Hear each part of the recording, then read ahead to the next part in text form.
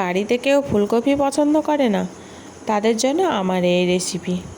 আসসালামু আলাইকুম বন্ধুরা, কেমন আছেন সবাই? আশা করছি ভালো আছেন, আমিও ভালো আছি।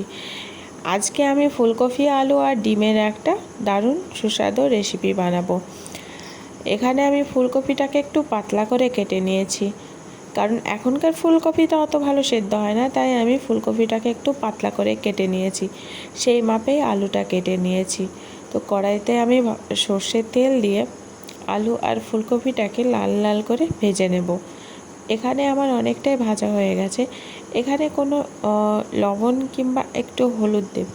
হলুদটা তেলে দিলাম কারণ সবজিটা দেওয়ার সময় তেলটা ছিটকে আসবে, সেই কারণে সামান্য একটু হলুদ দিলে তেলটা কোনো সময় ছিটাবে না। এখানে আমি লাল লাল করে ভেজে নিয়েছি, ভেজে নিয়ে তুলে নিলাম।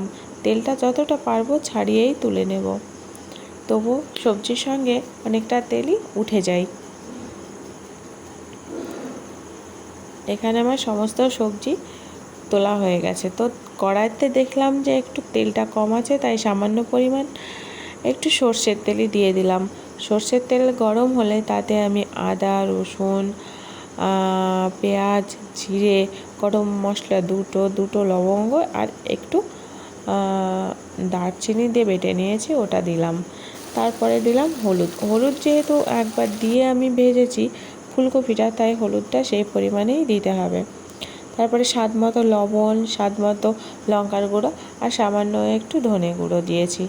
এবার আমি মশলাটা কষতে থাকবো। মশলাটা আমি ততক্ষণই কষবো যতক্ষণ মশলা থেকে আদা রসুনের কাঁচা গন্ধটা চলে যায়।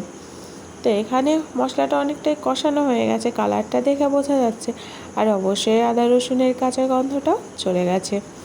তো এখানে যখন আমার মশলাটা কষানো হয়ে গেছে, এবার আমি পুরো ভেজে রাখা সবজিটা ঢেলে দেব। ভেজে রাখা সবজিটা ঢেলে দিয়ে সবজিটার সঙ্গে মশলাটাকে আমি ভালোভাবে আরও 2 মিনিটের মতো ভেজে নেব হাই ফ্লেমেই।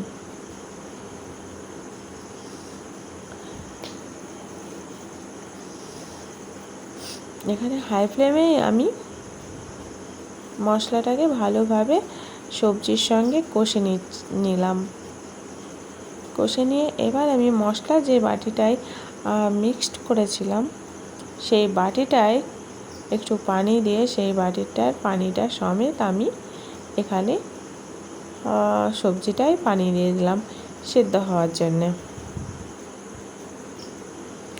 এই সুন্দরভাবে আমি এবার পানি দিয়ে ঢেকে দিলাম। এখানে 10 মিনিটের মতো ঢেকে দেব। দেখুন 10 মিনিট পরে আমি তুলেছি, দারুণভাবে টকবক করে ফুটছে। তো এই আলুটাও সেদ্ধ হয়ে গেছে, আশা করছি ফুলকপিটাও সেদ্ধ হয়ে গেছে, ফুলকপিটা সেদ্ধ হয়ে গেছে। এবার আমি এই দিকে ডিমটা দেখানো হয়নি, এই ডিমটা আমি সেদ্ধ করে খোসা ছাড়িয়ে একটু ভেজে রেখেছিলাম, তার সঙ্গে এখানে আমি ফুলকপির সঙ্গে ডিমটা দিয়ে দিলাম। তো আজকে আমার এই সহজ রেসিপি, সামান্য একটু মশলা দিয়ে রেসিপিটা আপনাদের কেমন লাগলো অবশ্যই আমাকে কমেন্ট করে জানাবেন। আর আমার চ্যানেলে নতুন হয়ে থাকলে লাইক, শেয়ার, সাবস্ক্রাইব করার অনুরোধ রইল। তো আজকে এই পর্যন্তই, ভালো থাকবেন সবাই, আল্লাহ হাফিজ।